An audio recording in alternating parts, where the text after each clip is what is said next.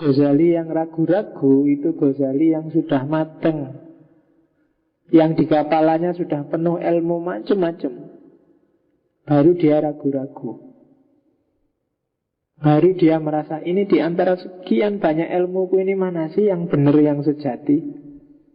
Mana sih yang isinya itu sesuai dengan yang ku inginkan, yang pas, yang tidak ada kelemahannya. Kok semuanya tak lihat ada kelemahannya? Itu al-mungkin minad dhalal. Bismillah.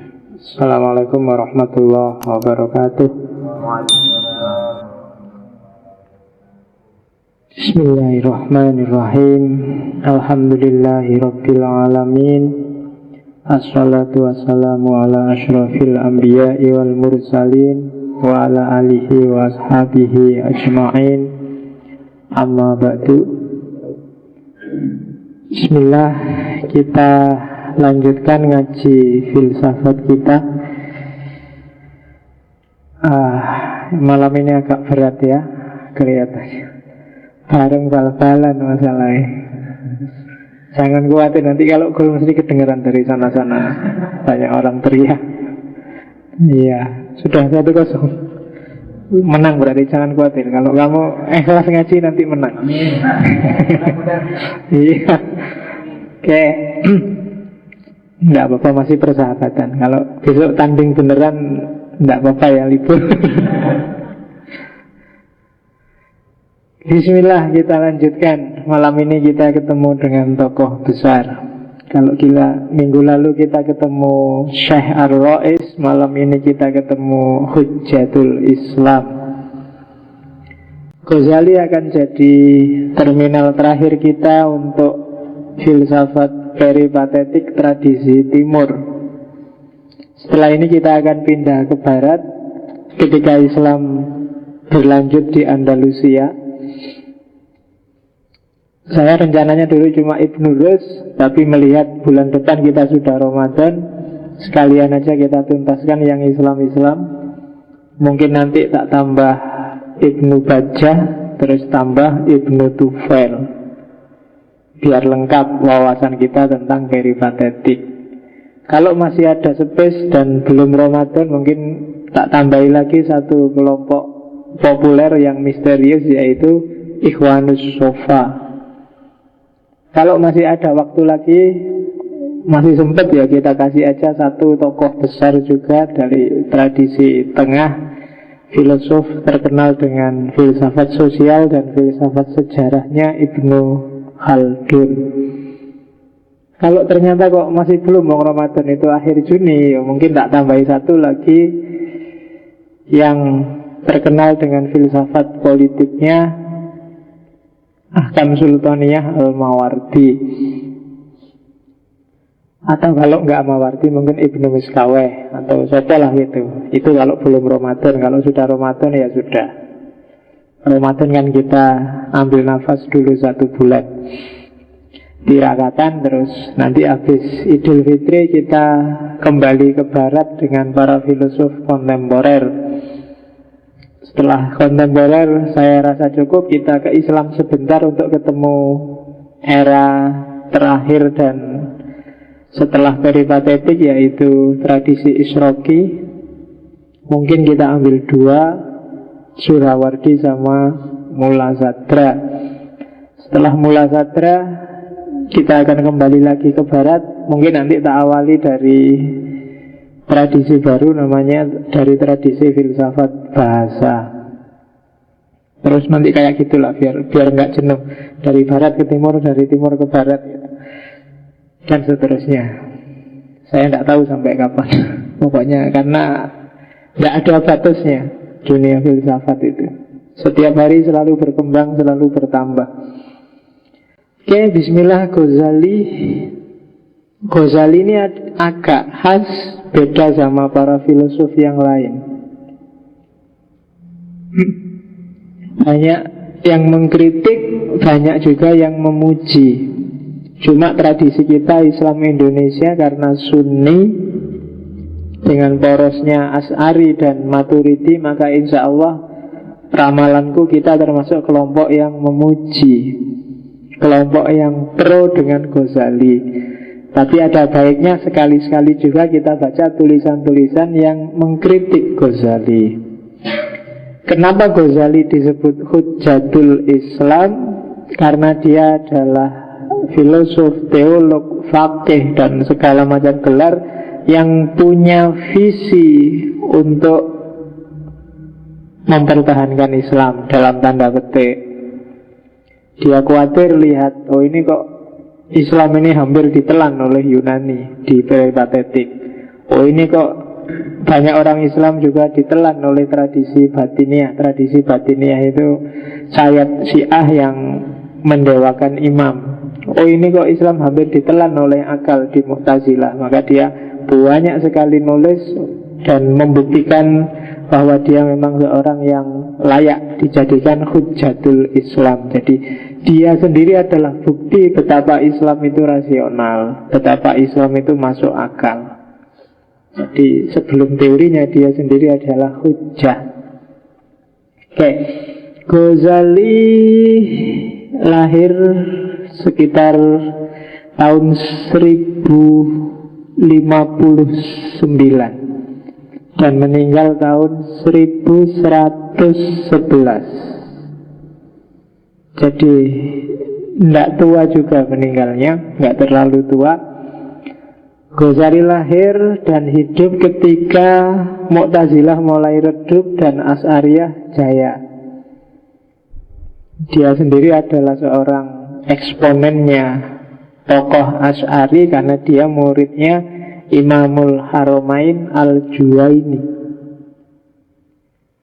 Baghdad redup, hampir jatuh, mendapat ancaman dari dinasti Buwaihi yang sangat Mu'tazilah. Baghdadnya sendiri sudah ganti haluan jadi Asy'ariyah.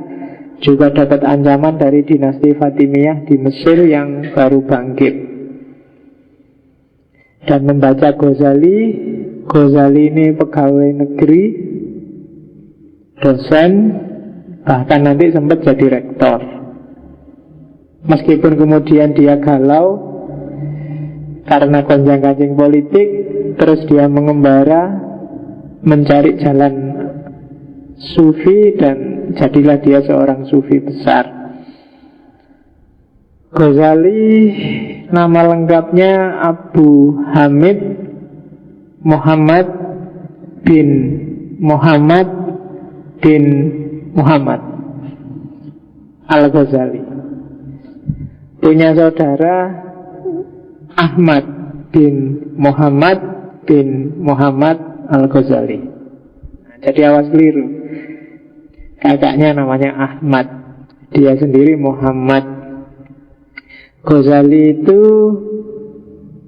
memang lahir di daerah namanya Ghazala, sehingga disebut Al-Ghazali. Tapi ada juga yang menulis dengan 2 Z, Al-Ghazali, karena memang ayahnya Ghazali itu, bapaknya itu tukang sepatu, jadi disebut Ghazal. Tenun, tukang, pokoknya gitulah. Jadi kerja, punya toko di rumahnya. Hanya saja bapaknya ini meninggal waktu Ghazali masih kecil. Saudaranya banyak. Cuma sebelum meninggal, ayahnya sempat menitipkan Ghazali pada seorang temannya yang sufi. Sehingga pendidikan awalnya Ghazali itu sufi. Mungkin dari sini terus terbentuk jiwa sufistik dalam dirinya, sehingga setelah penjelajahan intelektual yang luar biasa, puncaknya ada di sufi, ketemunya di tasawuf. Ghazali umur 28 tahun dia sudah jadi dosen dan rektor di Nizamiyah atas rekomendasi Perdana Menteri saat itu Nizamul Mulk. 10 tahun dia di puncak karirnya. Umur 38 dia diserang skeptisisme luar biasa yang diawali banyak peristiwa, termasuk terbunuhnya Nizamul Mulk. Dari situ kemudian sekitar 6 tahun dia mengembara di Mekah, di Damaskus, pokoknya melakukan uzlah, melakukan perjalanan mencari kebenaran. Dan 6 tahun ini orang susah nemuin dia. Sehingga ceritanya dia selama 6 tahun ini kemana aja jarang orang ngerti. Ya pokoknya ada yang bilang dia di Damaskus, ada yang bilang dia 2 tahun di Mekah dan Madinah. Pokoknya banyak tafsiran, tapi yang jelas dia memang sengaja menghindar dari dunia, melakukan riyadhah. Dan ketika dia melakukan perjalanan uzlah inilah nanti lahir Ihya Ulumuddin. Setelah 6 tahun dia kembali lagi ke Baghdad dan kembali lagi ngajar di Nizamiyah, cuma tidak kayak dulu lagi. Di antara yang bikin dia galau, bikin dia diserang skeptis luar biasa itu ya saudaranya. Karena saudaranya yang Ahmad Ghazali ini memang sejak awal sudah menempuh jalan sufi. Kapan-kapan kalau ada waktu, mungkin pas saya nggak bisa, nanti tak kasih film yang judulnya The Alchemy of Happiness.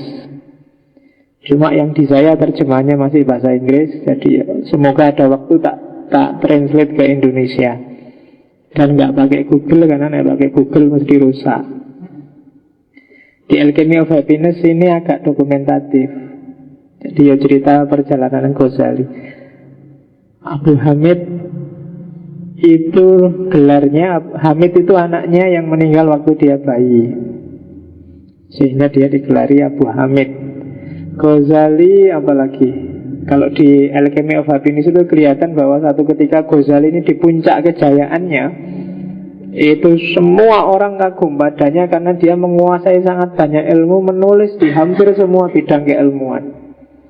Kalau ceramah tidak cuma di mimbar, tapi di temboknya kota sampai, karena saking banyaknya jamaahnya, biar jamaahnya bisa lihat dan dengar dia. Itu Ghazali. Dan ya karena gelombang popularitas yang luar biasa inilah, maka dia merasa dirinya sendiri terancam. Cuma satu ketika adiknya, kakaknya datang, terus lihat dia ceramah, terus ngomong cuma satu kalimat aja. Cuma kalimatnya sindiran yang luar biasa pada Ghazali, yaitu, wahai batu asah, sampai kapan kamu menajamkan semua peralatan, pedang, pisau, dan macam-macam, cuma kamu sendiri nggak jadi tajam. Oh, itu sindiran luar biasa bagi Ghazali. Jadi kamu tiap hari ceramah, bikin orang pinter, bikin orang tercerahkan, posisimu itu kayak batu asah, kayak yang mengasah pisau, mengasah senjata. Cuma batu asah itu tidak tajam. Dia bisa menajamkan, cuma dia sendiri nggak tajam. Nah, makanya hati-hati. Aku ngomong yang gini itu mungkin juga tiap hari ngasih kamu ceramah, ngasih kamu kajian, jangan-jangan aku sendiri nggak tajam, malah kamu yang jadi tajam. Dan disindir kayak gitu, Ghazali galau luar biasa. Terus ada kasus macam-macam, termasuk politik, terbunuhnya Nizamul Mulk, sampai dia kehilangan suara. Kemudian ngomong aja nggak keluar suaranya. Begitu naik mimbar dia cuma bisa ah-oh. Terus sakit berbulan-bulan, nggak ada tabib yang bisa menyembuhkan. Akhirnya sama kakaknya dikasih nasihat, kamu akan sembuh kalau keluar dari pusaran politik, pusaran kegalauanmu. Dan akhirnya dia pergilah uzlah mencari jalur kesufian. Dan dengan jalur kesufian itu ilmunya jadi lengkap. Tambah satu ilmu puncaknya, yaitu tasawuf. Dan tidak lama setelah dia kembali ke Baghdad, nanti dia kemudian meninggal. Sekitar 2 tahun ngajar lagi, terus meninggal, tidak sampai tua. Oke, itu Ghazali. Di internet gambarnya biasanya kayak gitu. Yaitu gambar rambutnya sampai budak tapi panjang. Kalau kamu yang merasa rambut depannya rontok, tidak apa-apa, yang belakang panjangin aja. Generasi kedua Ghazali.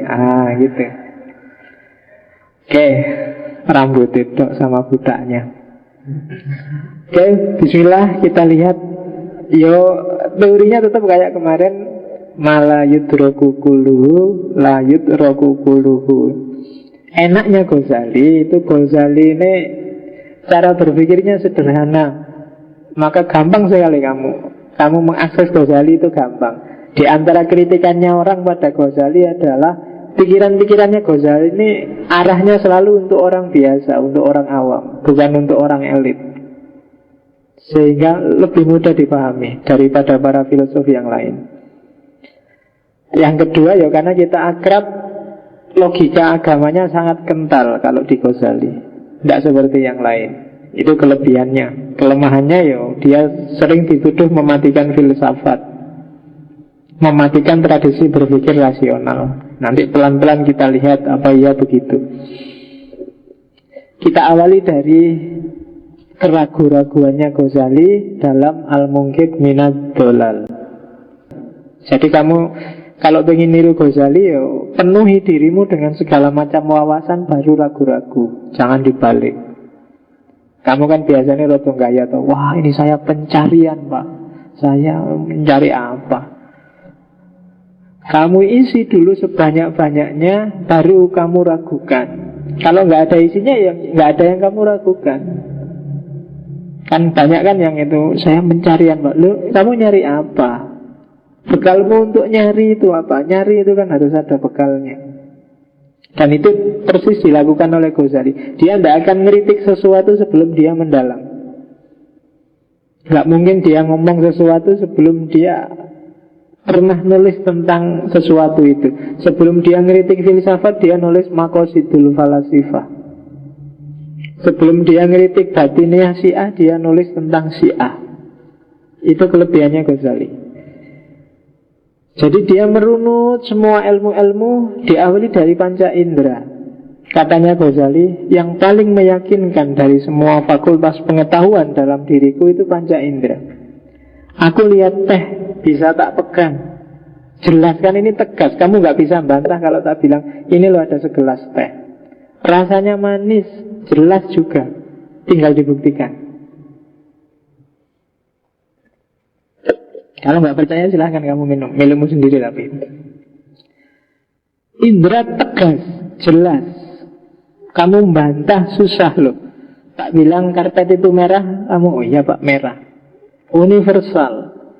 Tapi setelah dipikir-pikir oleh Ghazali, ternyata ya meskipun dia tegas tapi tidak pasti juga kebenarannya. Kadang-kadang menipu. Bintang itu dari jauh kelihatan kecil, cuma mindrik-mindrik, tapi begitu ngerti aslinya, ternyata aslinya ngalah-ngalahi bumi besarnya.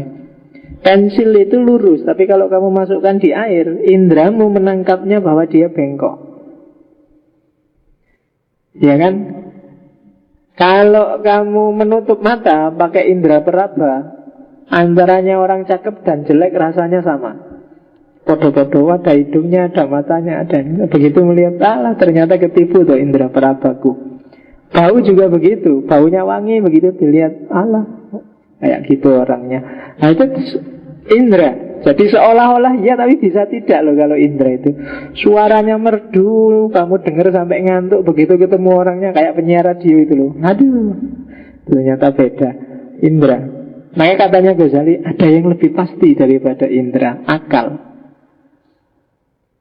Kamu lihat bintang tadi kecil, jauh, seolah-olah hanya sekepalan tangan. Tapi akalmu yang bilang, oh enggak, coba dipertimbangkan jaraknya, coba dipertimbangkan ruangnya, dipertimbangkan, itu dia pasti lebih besar, akal.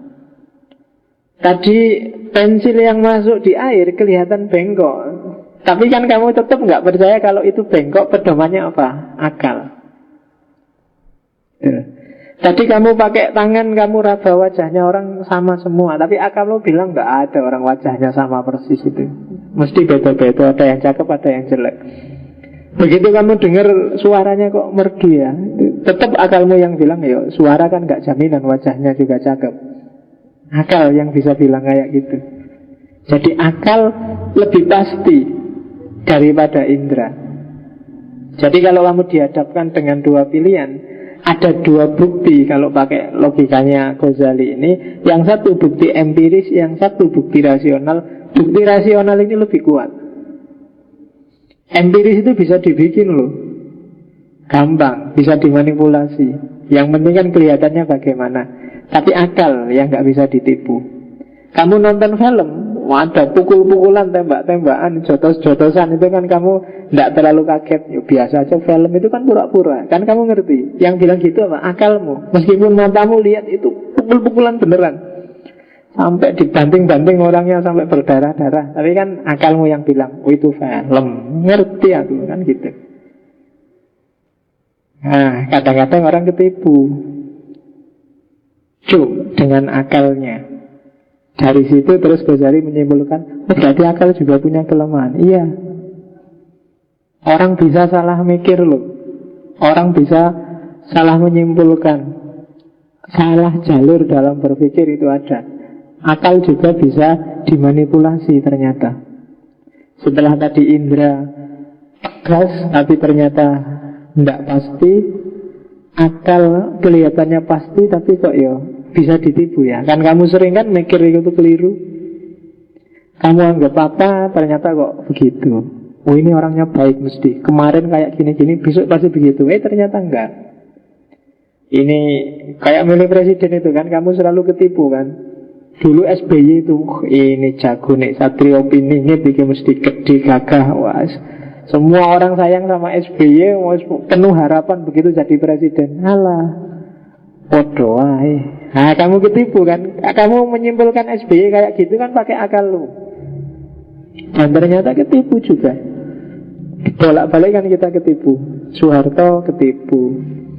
Gus Dur diturunkan tengah jalan, kamu merasa ditipu juga. Megawati apa mana? Jadi ketipu terus. Dalam banyak hal kita ketipu. Apalagi hari ini semua hal dipolitisir, nggak ada yang lurus. Jadi kamu jangankan ketipu, mikir aja nggak sempet. Kamu dicekoi tiap hari oleh TV. Pikirannya, jadi kamu nggak sempet mikir, kamu dikasih informasi terus. Nggak cuma manipulatif itu, kamu disetir. Akal ternyata lemah. Cuma katanya Ghazali, cuma selemah-lemahnya akal, ada hal-hal yang pasti, tegas, nggak mungkin salah, yaitu aksioma. Aksioma-aksioma akal yang elemen-elemen dasarnya nanti jadi ilmu namanya logika dan matematika. Ini susah kamu cari salahnya. Akal bisa ketipu, mungkin dia salah paham, mungkin dia salah mengerti. Tapi kalau aksioma tidak bisa, karena dia hukum universal. Setengah itu lebih kecil dari satu. Itu aksioma sudah. Kamu jungkir balik tidak bisa pak. Segalanya itu tergantung konteksnya. Carilah kalau bisa setengah yang lebih besar dari satu. Tidak akan bisa. Itu aksioma. 1 tambah 1 2. Terus kamu boleh ngeyel, terserah kamu pakai teori apa. Tapi jelas kelihatan 1 tambah 1 itu ya 2. Itu namanya aksioma. Dalam hidup ini ada aksioma-aksioma yang kebenarannya pasti. Dan teorinya Ghazali ini nanti akhirnya diadopsi oleh Immanuel Kant. Jadi yang bahwa akal ini punya bekal. Sebenarnya nanti diawali di Descartes, tapi Descartes isinya agak beda. Yang aksioma itu agak bau platonik, namanya ide bawaan. Tapi kalau di Kant sangat mirip dengan Ghazali. Makanya disertasinya Pak Amin Abdullah itu kan membandingkan antara Ghazali dan Kant. Karena memang dua orang ini punya akar yang sama. Jadi indera tidak bikin pasti, akal tidak bikin pasti, aksioma ada kepastian. Cuma aksioma ini barang yang sangat abstrak, harus dikejar lagi sekarang. Di mana ada kebenaran yang sejati, kebenaran yang pasti. Maka Ghazali melihat terus ketiga aliran yang saat itu sangat populer. Ilmu kalam, filsafat, dan batiniah. Batiniah itu Syiah saat itu. Oke. Yang pertama dia menjelajahi ilmu kalam. Ilmu kalam itu orang yang mencari argumen rasional dari agama. Bisa nggak ya ilmu kalam orang ketemu kepastian? Ilmu kalam orang tidak ragu lagi. Dan kesimpulannya Ghazali nggak nemu. Nggak bisa. Meskipun aku Asy'ari, tapi argumen-argumennya juga banyak juga yang tidak pasti, masih meragukan. Dan bahkan ilmu kalam ini bagi yang filosof-filosof itu sangat tidak memuaskan. Karena filosof itu kan maunya bebas, sementara kalau di kalam ini orang tidak boleh bebas. Orang terikat dengan aturan-aturan teks, aturan-aturan keimanan. Nah, kalau orang tidak boleh bebas mikir, ya susah ketemu kebenaran yang pasti. Nah, itu kesimpulannya Ghazali. Kalau dikasih banyak batas, itu kelihatan bahwa tidak bisa tuntas mesti. Yang saya nyari kebenaran yang nggak diragukan lagi ya. Nah, jadi ilmu kalam dicoret, tidak bisa. Pakai teologi kita tidak bisa ketemu kepastian. Oh, ini masih galau Ghazali ini. Terus kedua, cari di filsafat. Bagus, luar biasa filsafat. Cuma catatannya Ghazali, dia unggul untuk ranah natural, matematika, astronomi, ilmu pastilah. Untuk ilmu-ilmu eksak pasti filsafat luar biasa. Analisis rasionalnya sangat memuaskan. Ya nanti belajar filsafat matematika, filsafat bahasa, filsafat alam, itu kan kelihatan ya memang klop, memang alatnya akal. Cuma begitu masuk metafisika, filsafat tidak berdaya. Barang yang tidak terjangkau oleh akal, itu kan namanya di metafisika. Metafisika itu dibalik fisik. Dan nama lainnya metafisika itu kan filsafat spekulatif. Dan begitu masuk filsafat spekulatif, begitu masuk metafisika, bagi Ghazali filsafat tidak memuaskan. Isinya ngarang, kiro-kiro. Itu yang Ghazali. Lah kok gini akhirnya? Ya kayak kemarin ada emanasi. Akal pertama melimpah ke akal kedua ini Jupiter, melimpah ke akal ketiga ini Mars, melimpah. Kok ujuk-ujuk sampai ke sana? Spekulatif sifatnya. Jadi filsafat itu di level metafisika katanya Ghazali, metafisika memang puncak, penting, tapi ternyata filsafat tidak berdaya. Buktinya ya tidak ada jawaban tuntas. Beda sama filsafat alam, beda sama kosmologi, beda sama matematika. Maka filsafat dicoret sama Ghazali. Jangan salah loh ya, ketika Ghazali nyoret filsafat, itu sebenarnya proses yang dilakukan Ghazali ini proses yang sangat filosofis. Iya gitu itu kerjaannya para filosof. Meskipun harus nyoret dirinya sendiri. Kan tidak ada bidang ilmu yang menghancurkan dirinya sendiri kecuali filsafat. Karena penghancuran itu sendiri itu filosofis karakternya. Ngeritik dirinya sendiri itu hanya ada di filsafat. Tidak ada satu cabang ilmu pun yang berani menyalahkan dirinya sendiri. Kamu cari silahkan. Yang belajar sosiologi, carilah tokoh yang anti sosiologi. Pasti dari luar disiplin sosiologi. Dari dalam sendiri nggak akan ada. Nah itu maka di level kedua Ghazali mencoret filsafat. Nggak, filsafat ternyata nggak dapat kepastian. Kalau batiniah gimana? Batiniahnya Syiah. Kalau Syiah itu kan akal tidak akan mampu, empiris panca indera tidak akan mampu, dalil model teologis kalam tidak akan mampu. Karena manusia memang tidak berdaya. Untuk tahu kebenaran yang pasti, ikutlah orang yang paling dekat dengan yang punya kebenaran, imam. Kalau Syiah kan gitu. Pokoknya ujung paling puncaknya adalah para imam. Mereka lah yang tahu kebenaran yang pasti.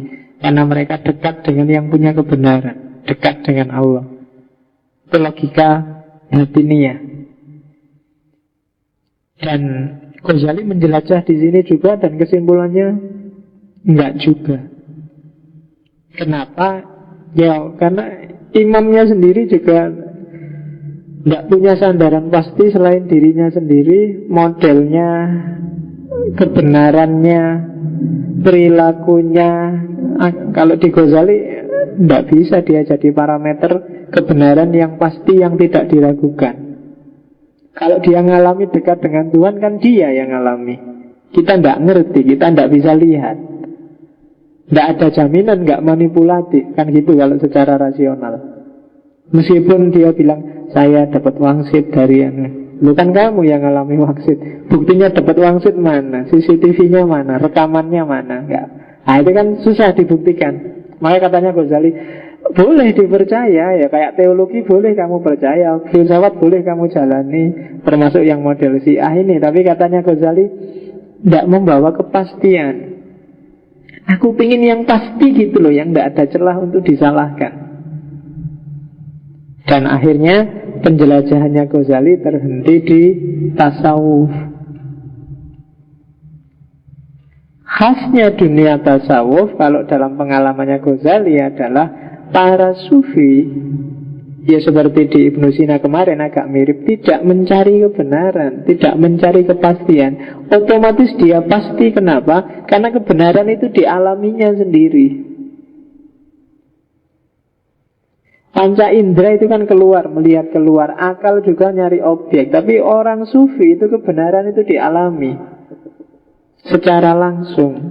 Kebenaran dialami itu kebenaran yang kalau dalam filsafat epistemologi namanya kebenarannya intuitif, dirasakan sendiri secara langsung, yang nanti oleh Ghazali disebut zauqiyah, yang puncaknya adalah kasfiyah, terbukanya semua hakikat kebenaran. Tapi jalannya karena dialami. Kalau bahasanya Ibnu Sina kemarin kan tahakkuk, dialami. Dialami itu kayak kamu tak ceritain seperti apa manisnya teh ini, kamu mesti masih ragu. Masa sih, masa? Dan seterusnya.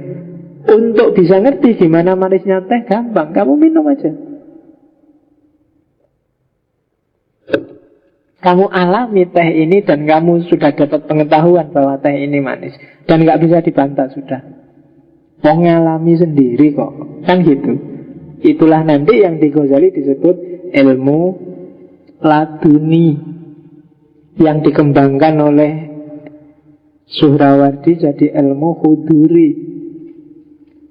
Jadi ilmu yang antara subjek pengetahuan dengan objek pengetahuannya jadi satu. Yang mengetahui aku dan caraku untuk tahu objeknya ya aku sendiri. Untuk ngerti teh ini manis kan ya lihat aku sendiri, wong aku dhewe sing minum. Kan gitu. Namanya pengetahuan swa objek. Jadi swa objek itu kan kayak swadaya itu loh, dayanya sendiri. Swa objek, objeknya ya dirinya sendiri. Jadi antara aku yang tahu dengan yang diketahui jadi satu. Dan ini kekuatannya jauh lebih tinggi daripada lawannya, pengetahuan yang dicari di luar dirinya manusia. Makanya kan para sufi itu tak cari Tuhan di mana-mana, nggak ada, ketemunya di dalam. Dialami langsung maksudnya. Bukan di dalam terus ada di dalam terus kamu ronsen. Nah, tak ronsen nyari Tuhan ya tidak ketemu. Maksudnya di dalam itu dia alami langsung Tuhan dalam batinmu, maka kamu akan ketemu. Bukan dengan baca kitab, bukan dengan difilsafati, dispekulasi, bukan dengan nyari dalil dalam Quran, tidak akan ketemu kepastian. Dalil itu melahirkan 1001 tafsir. Filsafat melahirkan spekulasi. Percaya pada orang hanya melahirkan taklid yang tidak jelas. Maka alami sendiri kebenaran. Nah itu derajat pengetahuannya katanya Ghazali jauh lebih tinggi. Kamu nulis misalnya tentang bagaimana pacaran itu mengganggu kuliah misalnya, tapi kamu tidak pernah pacaran atau hanya baca referensi buku tentang pacaran, levelmu lebih rendah dibandingkan dia yang nulis hal yang sama tapi dia sudah ngalami sendiri bagaimana susahnya dia kuliah sambil pacaran. Itu kan levelnya kan beda.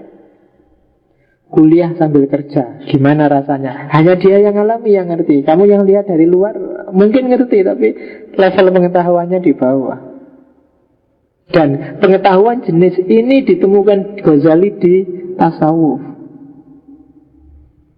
Maka puncak epistemologinya Ghazali kalau di Al-Munqidh Minad Dhalal itu ketemunya tasawuf. Jadi berangkat dari pertanyaan tadi, empiris. Dari empiris naik ke akal, terus masuk model dalil ala ilmu kalam, teologi, naik model rasional ala filsafat, naik model otoritas ala batini, dan puncaknya ternyata yang benar model intuitif ala sufi. Itu pengembaraan intelektualnya Ghazali dalam rangka nyari obat kegalauannya dia. Nah, ini kan ilmu yang luar biasa. Menjelajah seperti ini kalau modalnya nggak kuat juga agak susah. Jadi ya pelan-pelan diturut dari dasar sampai di puncak dan ketemu. Dan mungkin masih banyak kelemahannya, tapi momen ketemu itu setiap orang harus nyari sendiri-sendiri mana yang kepastian menurut dirinya. Itu sebenarnya yang disebut tanggung jawab intelektual. Kalian kan termasuk kelompok elit intelektual, harus juga punya kesadaran seperti ini. Biar nggak kayak kritiknya Gramsci itu loh, jadi intelektual tradisional, bukan intelektual organik. Intelektual tradisional itu diceramai ya manut, tapi besok diceramahkan ulang ke yang lain. Tidak ada perkembangan, kamu tidak terlibat. Kalau pakai Ghazali ya harus terlibat langsung. Oke. Nah, kita pelan-pelan masuk lagi. Terus ketemu sekarang kebenarannya. Sekarang menjelajahi secara lebih dalam setiap ilmu. Nah, katanya Ghazali, kita harus sadar bahwa masyarakat Muslim yang digarap habis-habisan oleh para filosof dengan tradisi Yunani itu tidak sama. Ada orang yang pokoknya beriman dan tidak pakai tanya-tanya. Ini biasanya disebut awam. Ada orang yang beriman dan berusaha cari dalilnya. Dan ada orang yang beriman dan berusaha menyelami sendiri keimanannya. Menyelami dan mengalami. Itu bedanya. Teman-teman hari ini ngaji itu mungkin level kedua. Sudah beriman dulu dan nyari dasar-dasar dari keimanannya, rasional. Mungkin lewat ngaji filsafat, mungkin lewat ngaji hadis, mungkin lewat ngaji. Itu kan ngaji itu kan indikasinya kamu cari dasar rasional, nggak cuma iman terus manut. Tapi ada yang lebih dahsyat dari itu, yaitu level ketiga.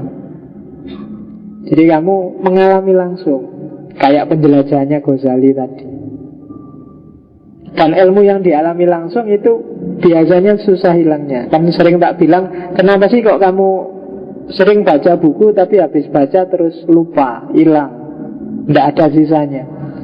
Kamu sering diskusi tapi begitu lepas dari diskusi juga sudah tidak nyambung lagi. Kenapa? Karena kebenaran yang kamu bahas, yang kamu baca itu tidak kamu alami langsung.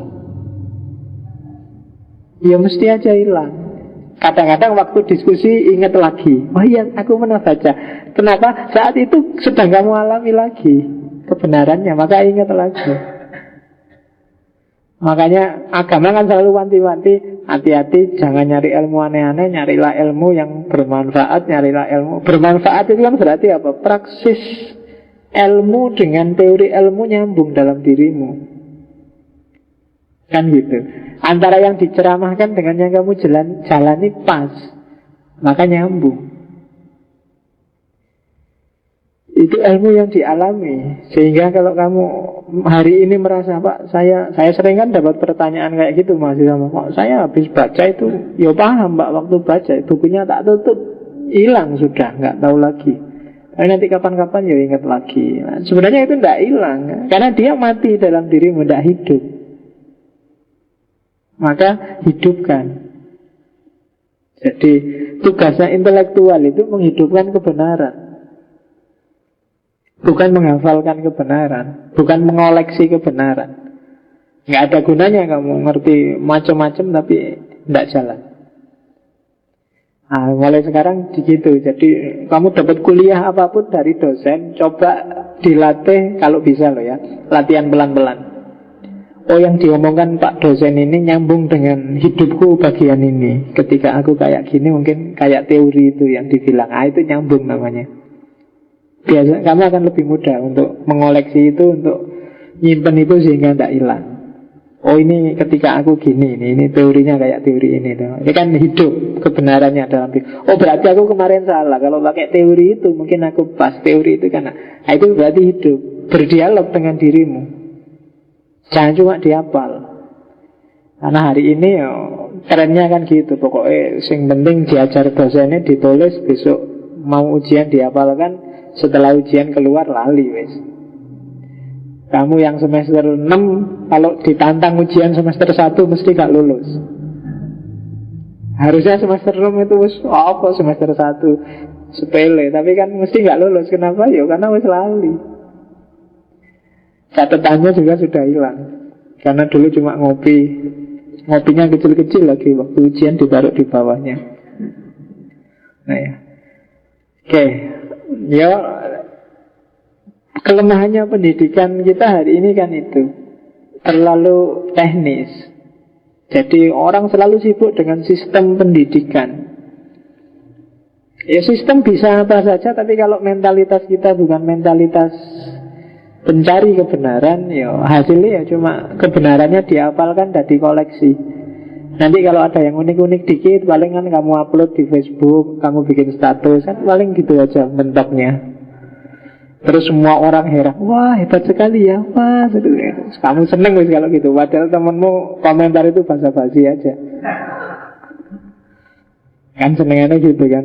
Kamu percaya sekali kalau ada orang muji-muji, ada orang di. Padahal itu kadang-kadang kayak kamu komentari temenmu sebenarnya kan basa-basi. Baru foto depan masjid gitu kan. Wah lama gak ketemu, tambah cakep aja itu. Kamu kan seneng, wah aku dianggap tambah cakep. Padahal itu ya basa-basi. Dan kamu ngerti itu. Ya jadi hidupkan kebenaran. Biar kamu masuk masyarakat agama kelas 3. Kelas 3 itu kelas paling tinggi loh ya. Bukan kelas 1. Selama ini mungkin bagi saya masih kelas 1 juga. Kamu masih pokoknya percaya wailah. Tak ceramai kayak gini kan kamu percaya aja kan. Percaya wailah sih yang menunggu mungkin Ghazali kan kamu gitu mesti. Jadi di level itu kamu masih kelas 1 masih belum kelas 2. Kalau kelas 2 itu begitu tak ceramai gini, masa sih gitu? Coba nanti tak cek di bukunya. Wah itu kelas 2 sudah. Tapi kalau sudah, iya ya tak cek di bukunya bener, ini harus tak jalankan ini. Itu kelas 3 sudah. Kalau sudah nyampe kelas 3 tidak akan hilang, karena dia sudah jadi hidupmu. Itu kebenaran. Oke, makanya kuliah itu paling enak kalau jurusannya sesuai dengan jiwamu. Hari ini banyak orang kuliah yang tidak sesuai jiwanya. Pertimbangannya, lumayan ada beasiswanya. Terus padahal kamu yang males jurusan itu kamu ambil aja. Lumayan beasiswa kan, itu pertimbangannya.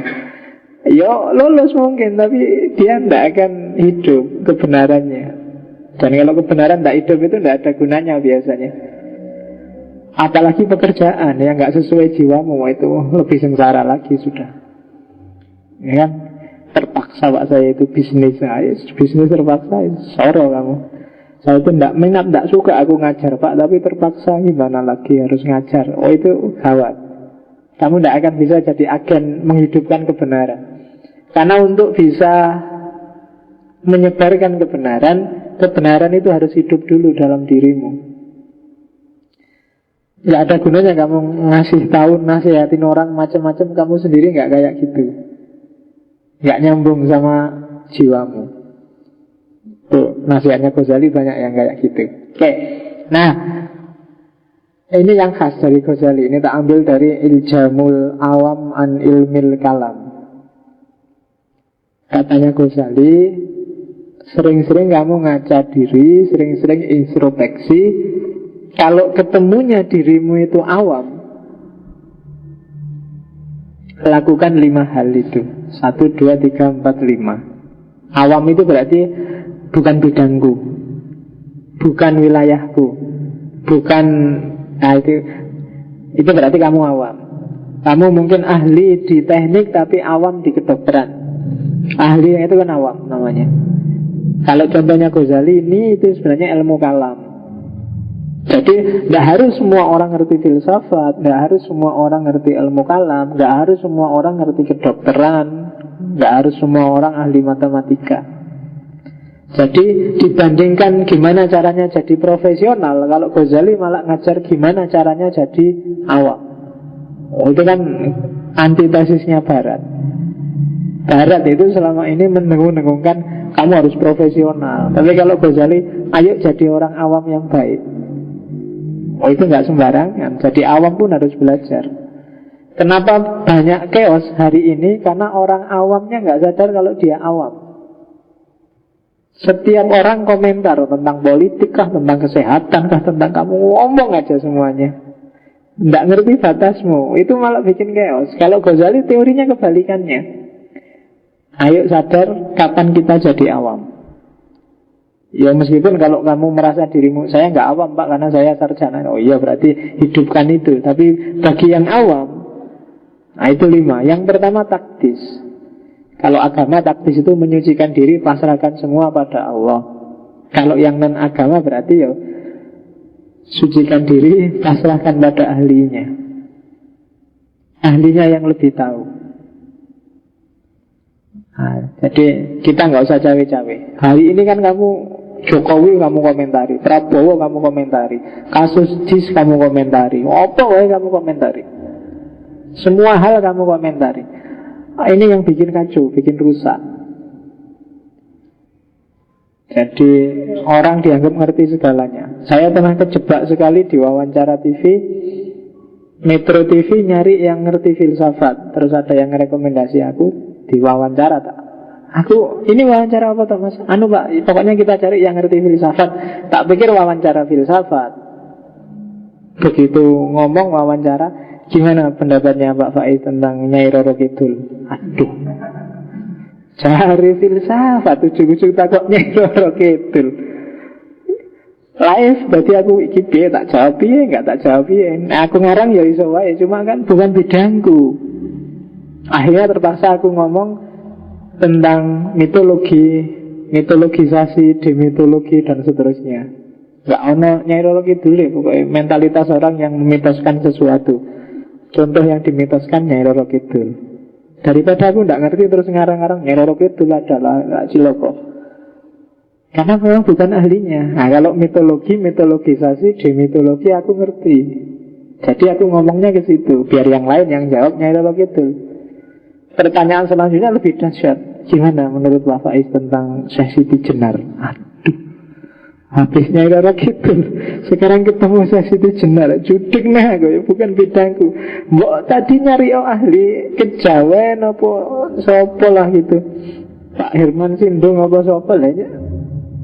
Syekh Siti Jenar tanya aku. Tanya Plato, Aristoteles, takono Sartre tak jawab. Syekh Siti Jenar, ya aku ngerti, cuma aku ngomong lah ketawa semua orang. Kamu harus ngerti batas. Hari ini kan orang itu kadang-kadang yang penting terkenal apa wae ya wis, dikon diskusi apa wae ya wis bisa nang. Enggak. Harus taktis. Yang kedua, al-iman wa tasdik. Percaya dan membenarkan. Tidak usah cerewet kalau memang bukan bidangnya. Kalau kamu urusan kesehatan lebih ngerti dokter, maka kalau kamu berobat ya harus iman wa tasdik.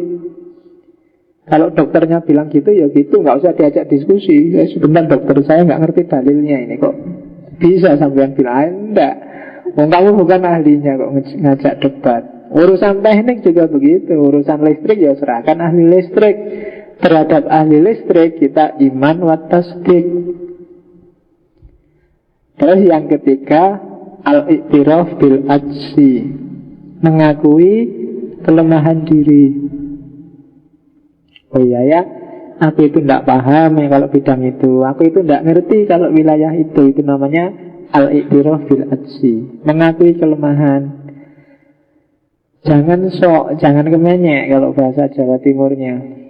Nggak ngerti ya diakui aja nggak ngerti.